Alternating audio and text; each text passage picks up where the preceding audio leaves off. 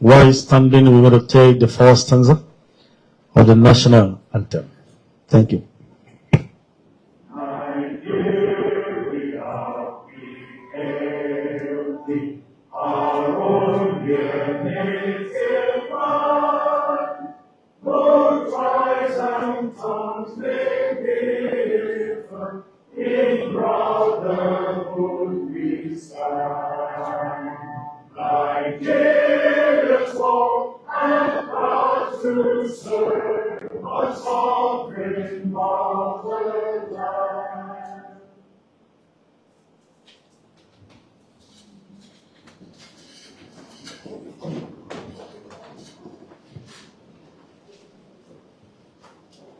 The Inspector General Police of the Federal Republic of Nigeria, IGP Olukayode Dioluegbetokun, PhD, Holder Nigerian Police Medal, and Fellow of Society for Peace Studies and Practice. Deputy Inspectors General Police who are here present and other members of the Force Management Team, Assistant Inspectors General Police, Commissioners of Police, and other very senior officers that are here today. And let me welcome to this place the DG, National Orientation Agency, Malam Larry Issa Onilu, and his entourage to the first headquarters here in Abuja. The IGP will play host to the DG of a very crucial agency of the federal government for National Orientation Agency. As you all know, that it has a mandate given to this agency by the federal government to make sure Nigerians are familiar with critical things in this country. It's a very crucial agency of the federal government that no serious government should toy with. And I'm sure today is going to be a very special day, because for now to visit the police, to deliberate, and of course to collaborate is going to be a very good thing for this Federal Republic of Nigeria. The IGP will have here today the DG and members of his entourage to pay a course visit of the Inspector General of Police. The DG on behalf of the IGP and his management team, I welcome you to the first headquarters. This is Lozade House, the headquarters of the Nigeria Police Force, where we supervise over activities of the Nigeria Police across the country. Quick one, I have the Deputy Inspector General of Police in charge of the Department of Finance and Administration, DIG Balachi Roma, is there to welcome you, to join the to welcome you. I have the Deputy Inspector General of Police in charge of the Department of Training and Development, DIG Frank Chukwemeka Mbaimenai. I have here the DIG in charge of the Search and Planning, DIG Yaya Sabo Abaka Enina. I have here the DIG Operations. I'm sure you're going to be working with him too. Everything mostly centers on Department of Operation. DIG Ali Ari Mohammed PSC Gaga. We have Assistant Inspector General of Police. You can see the one side, there are so many here, and Commissioners of Police. These are heads of various departments here at the headquarters who have joined the IGP to welcome you to this place. And the DG, we have the 22nd Indigenous Inspector General of Police of the Federal Republic of Nigeria. The one I call the game changer, and of course, the sorrow over time. A great philosopher, teacher, and mathematician. I'm sure you agree with me, since he became the Inspector General of Police, things are working well for us because the IGP adopts many formulas to calculate and solve problems. He's a great mathematician. He has his BSc in mathematics from the University of Lagos. So it's not a nickname when I say the IGP is a mathematician. He has masters in engineering analysis. He has masters in business administration. And he has his PhD in peace and security studies. The DG is going to interest you that he started the job like very young officers like us, He rose through the ranks and he has worked in various capacities as a seasoned police officer. He was one-time Commander RS in Lagos State, one-time CSO to the Governor of Lagos State, who is now the President Commander-in-Chief of the Armed Forces of the Federal Republic of Nigeria, two-time Commander Police Mobile Force, and as a teacher, he was Commandant Police Training School in Ikeja, Lagos, Area Commander Oshogo in Osun State, Area Commander in Bizarre in Zamfara State. As a Deputy Commissioner of Police, he volunteered to be a teacher again because he loves teaching. He was made Deputy Commandant Police College in Ikeja, Lagos State, and when he was promoted Commissioner of Police, he was made CP Servicom. I'm sure you know the importance of Servicom too. And was later CP EOD, CP Admin Medical of the Nigeria Police Force in Falomo, and Commissioner of Police Kwara State, the Center of Harmony. And when he was promoted Assistant Inspector General of Police, he was made AIG Zone 7. Zone 7 commands the Federal Capital Territory and Niger State. And by proximity of Abuja to Kaduna, Nasarawa, AIG Zone 7 at times pertains several activities of some of these states. During this time, he was AIG Zone 7. During this time, we were able to checkmate the essence of these hoodlums who were terrorizing the commuters and good people along the Abuja-Kaduna Expressway corridor. And he was, not quite long, he was appointed, he was promoted Deputy Inspector General of Police, and he was posted to be the DIG for CID. Not until on the 19th of June, 2023, the long hands of God found him, and he was appointed to be the 22nd Indigenous Inspector General of Police of the Federal Republic of Nigeria by the President and Commander-in-Chief of the Armed Forces, President Bola Ahmed Tinubu DCFR. And since then, he has been the Inspector General of Police, and of course, October he was confirmed by the Police Council to be the confirmed 22nd Indigenous Inspector General of Police. He is a man who likes to make sure that welfare of both serving and retired officers is very, very key in his own agenda. He came to the office with a statement, particularly a vision statement, to have and in place that police force that is professionally competent, rule of law compliant, service driven, and people friendly. So the DG is always very interesting. When I say the IGP is a very great nationalist because he got married to a beautiful woman from Bauchi State, whereas he's from Ogun State. Thank you, the DG. I want to officially introduce him to you today and unveil the IG again here at this meeting. The one I call the of our time, IGP Lukawode, Adeoye Gotokopede, NPM, and fellow of Society for Peace Studies and Practice. I think we can do better for him. He has what it takes to be the Inspector General of Police of the largest police force in Africa, in sub-Sahara continent, north of Limpopo and south of Kalahari. I want to say here the DG that we, like I said earlier on, you can see all the DIGs that are here. They are very, very good officers who are brilliant, and of course, we have been helping in implementing all the policies of the Inspector General of Police. On that note, with this express permission of the Inspector General of Police, let me call my wonderful and beautiful sister, the TA communication to the DG, to please come and do introduction of the DG properly, and other members of the entourage. I call my own sister, Medina Tulu, to please come over and do introduction of the DG and others. Thank you. You have the mic. Thank you, PRO. Good day, ladies and gentlemen. It is an honor to be here today. Thank you, Inspector General of Police and members of the Nigerian Police Force Management Team. I have the pleasure of introducing to you our lead delegate from the National Orientation Agency, ladies and gentlemen, Malam Lanre Issa Onilu. A round of applause, ladies and gentlemen. Thank you. All right, he's not here alone. As we all know, the National Orientation Agency's mandate is to sensitize citizens on government policies, programs, and its activities. We have seated close to the DG there, the Director of Special Duties States Operation, Mr. David Akoji. Ladies and gentlemen, a round of applause. Thank you. And also we have the Director, Planning, Research and Strategy, Ms. Alaji Nuhu Kobe. Director, Legal, Barrister Williams Dogo.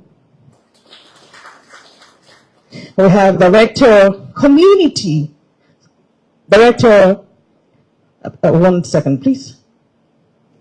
Director, Community Safety Awareness and Compliance, Barrister Tessie Nalwe. We have Director, Community Outreach and Development, Mrs. Olubukola Olonfemi.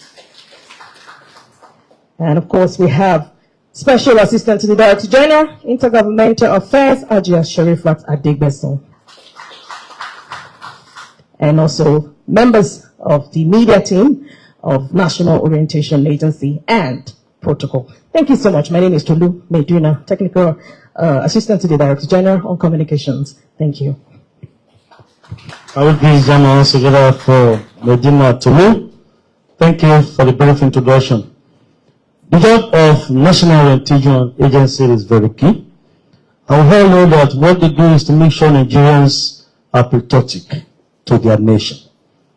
And Mark Twain, and of course an American writer, said patriotism is supporting your country all the time and your government. So whether you like the government or not, so far a government has been constituted, your job as a patriotic citizen is to work with the government, love your country, support your country, and support the government. It's a very key thing, and we need to take note of that.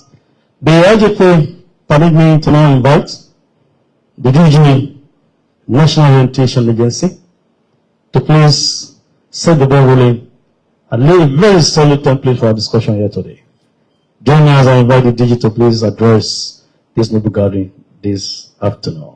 DG Malam Lanre Isa. Sorry, you can stay there, sir. They are bringing them up to you. Don't worry, sir. Thank you.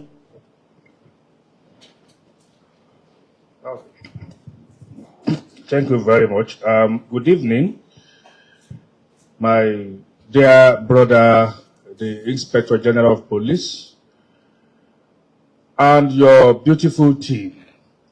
It's our pleasure to be in your midst today, to have this interaction with you. And I'm not here alone. We've heard the name of some of the members of our team. Let me say it's a thing of joy that this meeting is holding. Like I was telling the IG, this ought to have happened, earlier than now. But I've paid a friendly visit here before because I have my friends here, and we have felt the need for the police and NOA to have closer collaboration because of the mandate, and we have some shared mandates and responsibilities. The agency has dual mandate, if I may put it broadly. One is to communicate government policies, programs, and activities. And when we say government, it includes the Nigeria Police. So it is not a favor when we take upon ourselves the responsibility of communicating the good work that this institution is doing. It is our duty by law to do that. And it is your responsibility to ask for it. Secondly, the second leg is to mobilize Nigerians for the love of the country and for patriotism, to build a country that is united and a cohesive society. And to do that, we would be chasing the shadow if the police is not fully involved in these activities. We also have a common identity. We have, in terms of our structure, we are structured in a way that we have 812 office locations. It's only the police and maybe one or two institutions that had anything bigger than that. So it means we are present all across the country, and we are in all the states and then the headquarters here. 812 office locations. We are in a country that is, to say disunited is to not say entirely, trying to beat down the enormosity of the challenge that we are facing. And when we look at why we are where we are, we don't need to go far. This is a build-up, years of mistrust, governmental failures. We cannot run away from that. And disappointment, by the citizens that we are also citizens of this country. So, about a year ago, we felt we need not to window dress this matter any longer. Because for too long, we have window dressed the challenge of unity and cohesion in this country. What do I mean by that? Many of us here will remember the mid-80s. When they talk of Japa now, I tell them this is not Japa. The real Japa happened in the mid-80s. Because the Japa that we have now, I call it the emotional Japa. The Japa of mid-80s was the economic Japa. Good reason to run away from this country because of the economic challenges. And we had the country that time mobilized to encourage Nigerians to stay. And the head of state that period, the immediate past president, Muhammadu Buhari, made a national broadcast where he called on us to stay back and salvage the country together. And that was a popular mantra.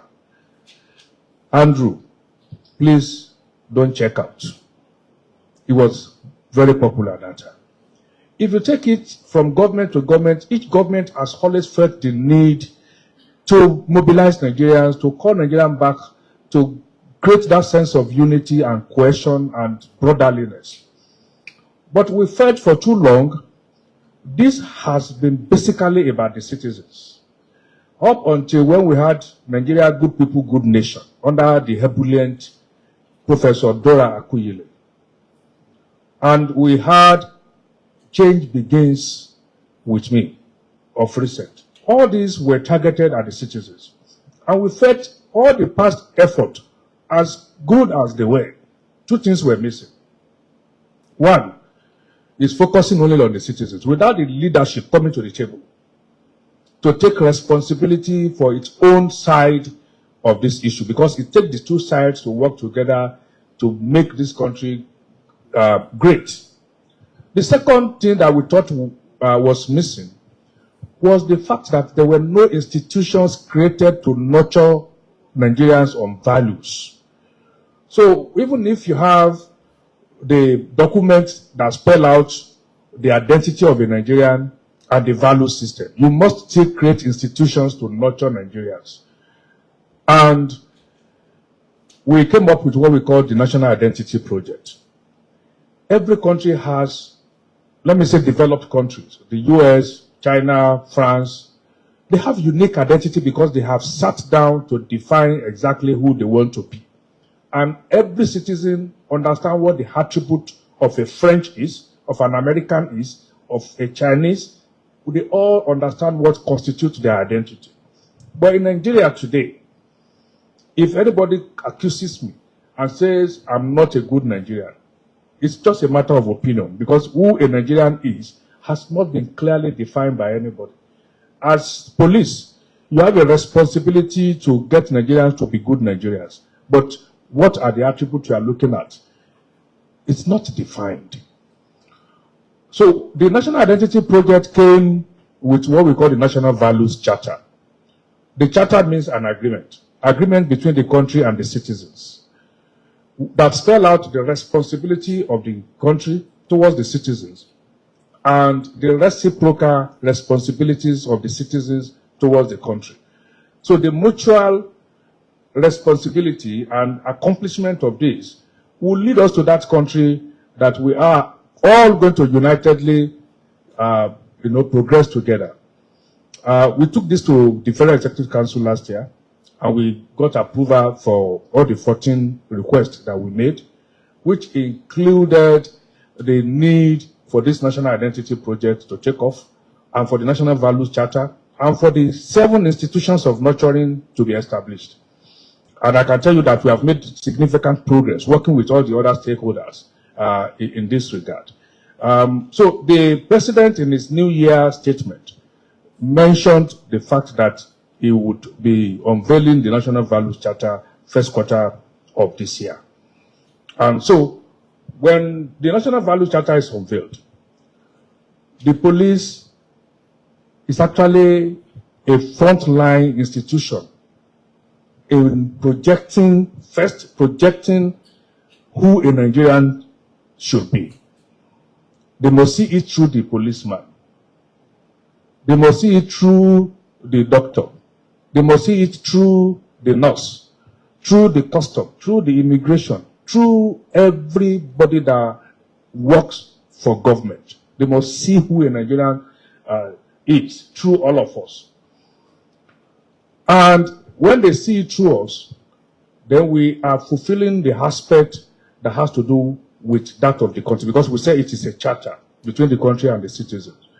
So we have what we call the Nigerian promise that spell out 7 core responsibilities of this country towards the citizens. The Nigerian promise. In America, they have the American dream. The American dream speaks to what are the attributes of an American. And they have institutions that nurture people on this value system. They talk of exceptionalism, pursuit of happiness, liberty.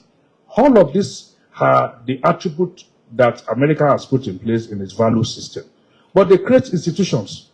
You cannot grow up as an American and you are into movie making, and then you write your script, and in that battle, in your movie, America loses. It's not possible. Because you are raised to think you are an exceptional person. That's why all American movies, it is there, it is ingrained in their system, they are exceptional people. And we also know that in our country, we have this attribute, but they have not been codified, and we have not nurtured ourselves. You will have seen a lot of video clips from South Africa, from America, where they describe who they think Nigeria is. Most often, they tell us that we are smart people. We hear that from them, from their interaction with Nigerians wherever they see them. They say we are smart, they say we are confident. But when you ask them to give an example of how smart we are, they tell you how a Nigerian successfully sold an airport that does not exist. Of course, that is smartness. But that is negative smartness. And that is not who we are. That person has misrepresented our identity. But the rest of the world is not aware of what our identity, that perhaps is, to them, is the perception that has been created, and that is as well our identity. So we have the responsibility to let the rest of the world also know that that person is smart like us, but he has used it negatively. Whereas our identity is that of, positive smartness. The president, 2 weeks ago, gave us a directive on the issue of the oil spillage and the people taking risk and committing suicide, because that's the way we see it. And we went around different parts of the country on this campaign trail, and we found out that it goes beyond creating awareness. It goes beyond sensitizing people. Many of the people who have died in the process of scooping fuel, if you had the privilege of talking to them 5 minutes before they died, they will tell you they knew the danger, before they went into it. So it was not that they didn't know. But what is the reason why somebody will know that the risk is high and his life is at stake, and for 50 liters of fuel, that's the maximum you can scoop from that, and then you want to commit your life to that? Something is fundamentally wrong. And that takes us back to the lack of the value system, value orientation that we all desire. So we were in Lambata, that happened to be the capital of Gurara local government, where DICO, the last incident of fuel explosion. And we found out that the stakeholders engagement we had, the police, the road safety, the civil defense, the community leaders, the religious leaders, the youth, the women, all of them, the vigilantes, they were all there. And we found out that the police actually got to the scene of that incident some 10 minutes before the explosion. And in spite of all the effort they made, the community, these children, those youth were stoning them. They were stoning them and attacking them. And just barely 10 minutes after the explosion occurred. So somebody will sit down in one corner of the country and say, if only the police had responded. But the police did respond. But that's the community. So you now see that it goes beyond the individual. Even the community is culprit in this. So we realize that it has to be community-led, this campaign. And when it's going to be community-led, you need all the leaders of the community. Then you need the police working with the community. You need the NOA working with the community. You need all these stakeholders working together with the community to ensure that we are able to achieve this objective.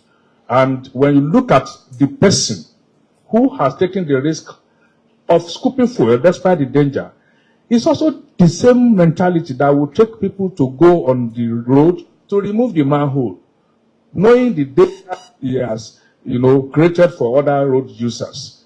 It's the same reason why the third mainland bridge will be rehabilitated, sparkling clean, and somebody will climb and remove the railings to sell, or go to the rail line to remove the sleepers to sell, or a vehicle, a truck passing through a community and the community mobilized to ransack the vehicle, the truck that does not.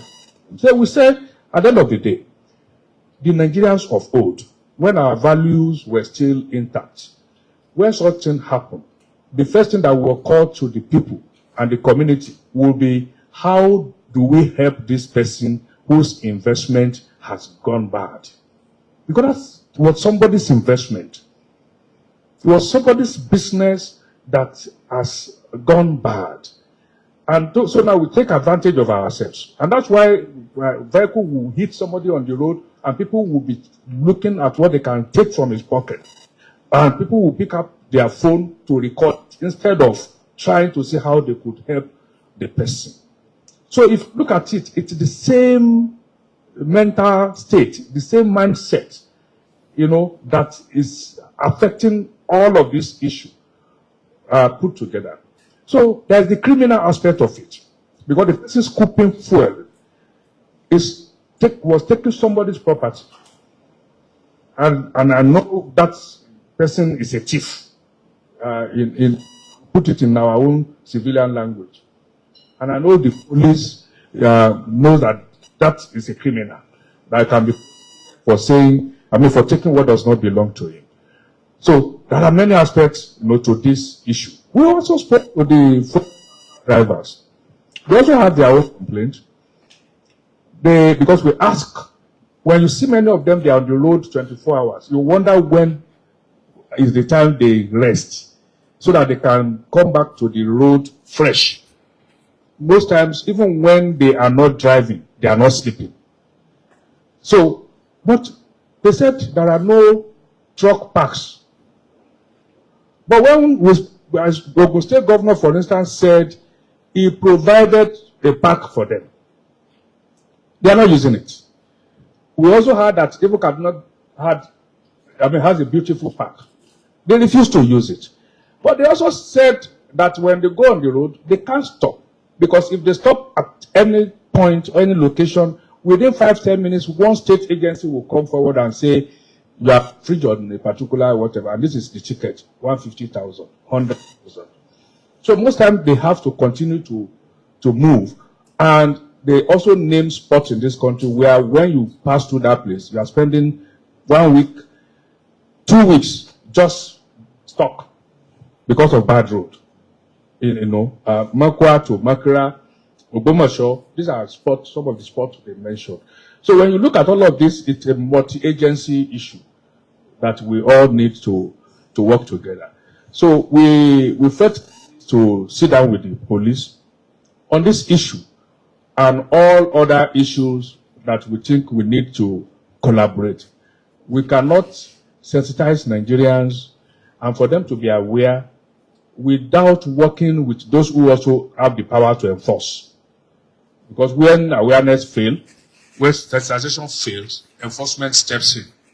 So we handle the non-kinetic aspect, while the police handles the kinetic aspect of this public engagement. Just a few months ago, we created a department that we call the Department of Community Safety, Awareness, and Compliance, which is strictly on the issue of security.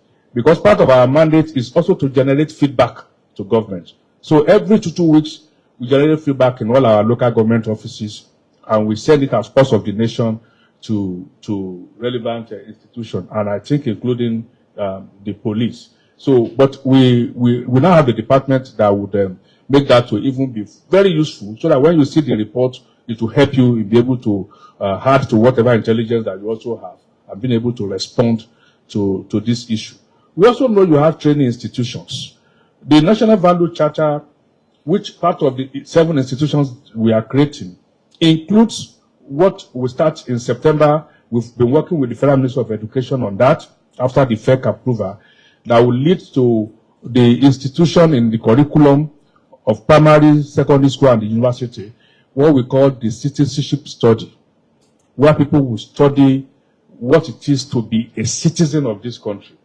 And so by the time you're leaving the university, and they are giving you a certificate that says you have been found worthy in learning and character, that is the character molding aspect of it. So you are coming out into the society fully molded as a citizen who is fully aware of his responsibility and what attributes are the expectations that he has. So we feel this should also go into the curriculum of the police training, such that people who join the police will learn the value system as part of what they are studying, and come out understanding what it takes to be a Nigerian, and be able to apply that, so that through him, he becomes an ambassador of the value system, and is also able to enforce what the value system it's all about. So this is also part of what we think and also the beautiful Public Relations Institute that you have,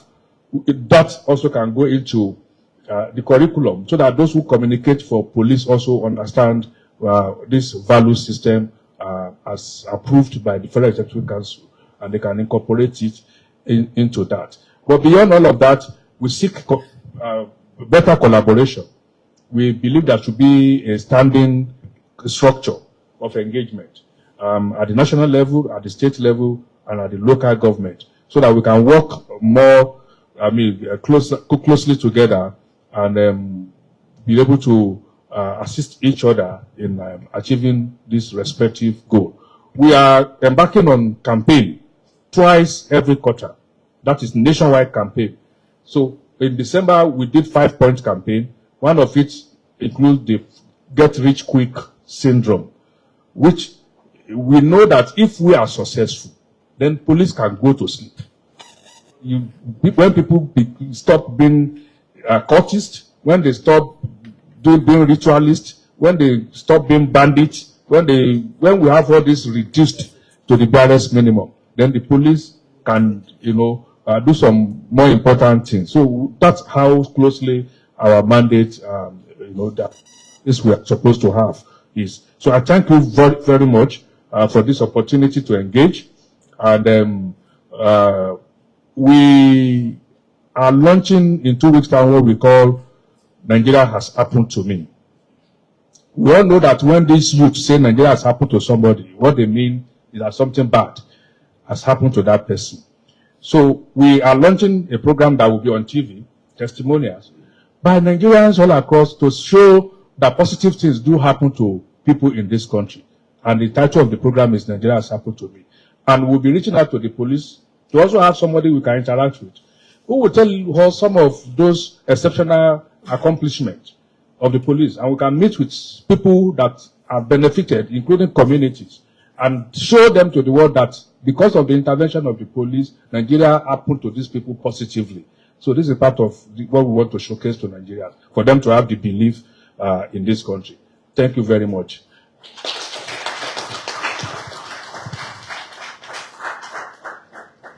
I will appreciate the DJ once again. If the IGP has permitted me to monetize your period, DJ, I will have billed you more than 10 million naira. But thank you. That was so elaborate. We appreciate you so much. He said it clearly that when sensitization or awareness fails, enforcement comes in. And when police want to enforce, they pick us as their enemies. So we need more education for them to know that enforcement is part of our mandate, and we are to do it within the ambit of the law. On that note, I would like to invite respectfully the Inspector General of Police of the Federal Republic of Nigeria to please react to issues raised by the DG. The IGP, sir.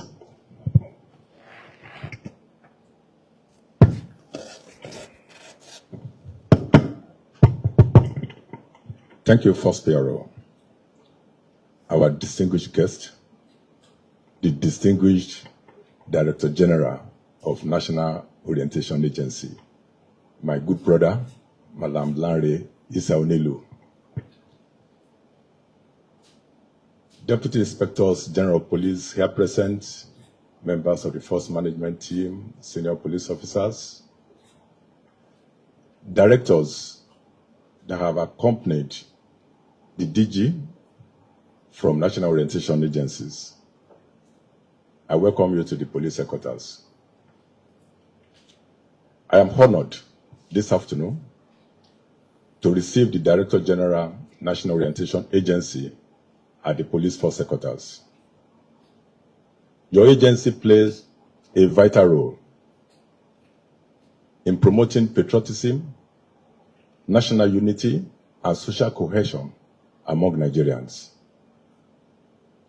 As the lead agency in internal security, we recognize the importance of public awareness, education and sensitization in preventing crimes and maintaining law and order.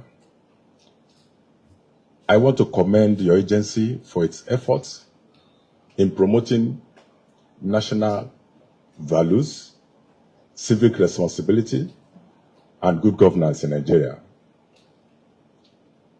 Your campaigns and programs have contributed significantly to shaping the public opinion and influencing positive social behavior in our country.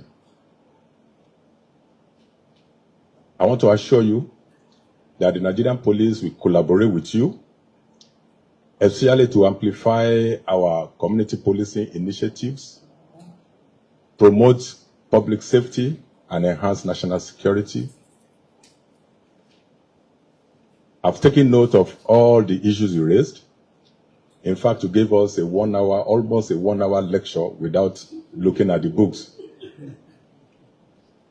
I believe that your visit this afternoon marks the beginning of a very strong collaboration between your agency and the Nigerian Police Force.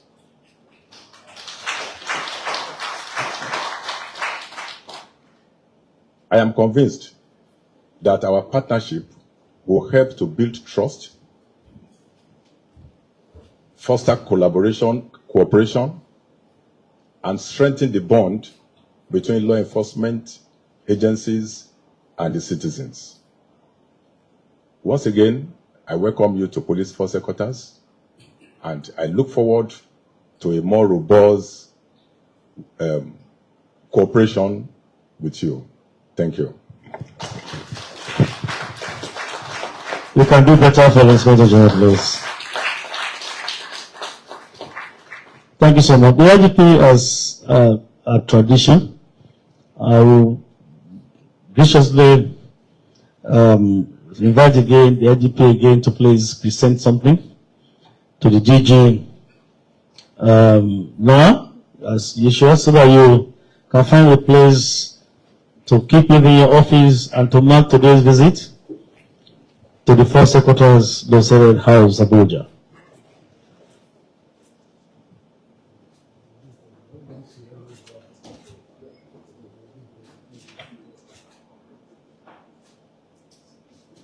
The IGPs have been told that the DG want to, I don't want to say retaliate, they want to reciprocate what we have done at the Force Headquarters.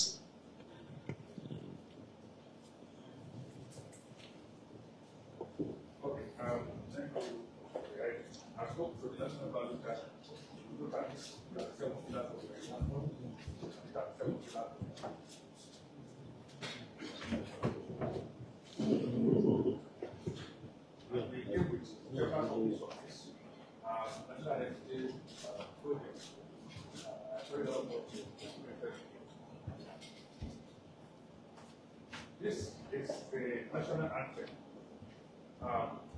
The old but new now. There are many stars out there, and I'm happy that we did only one star. That's the idea. Only one star that was true. The fourth stanza has been adopted as national prayer. The three stanzas are taken together only during Independence Anniversary, Armed Forces Remembrance Day, Children's Day, Democracy Day, inauguration of a new president, and national anthem. Police Day. Police Day. April 7, Police Day, April 7. It has been approved. I'll quickly explain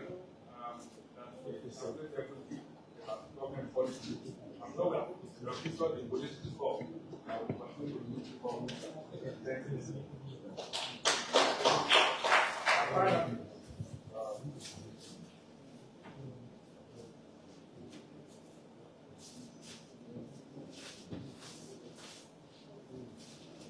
The national flag is one of the 7 symbols, and NOA is the custodian of these 7 symbols.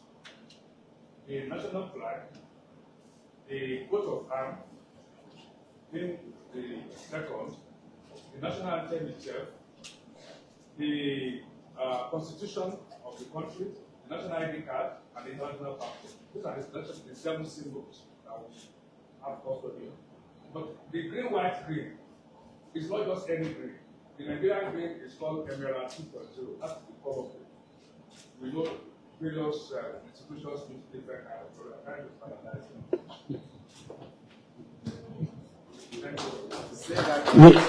We go up for the group photographs. Emerald, what did we, Emerald something? 2.0. Emerald 2.0. TA, communication, you will pay me for this announcement.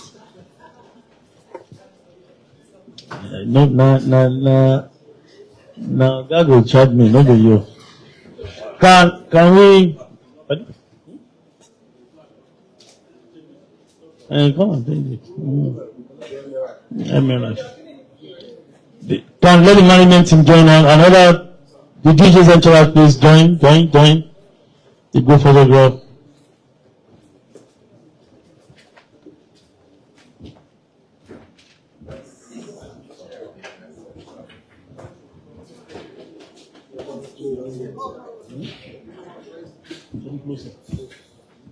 Come here.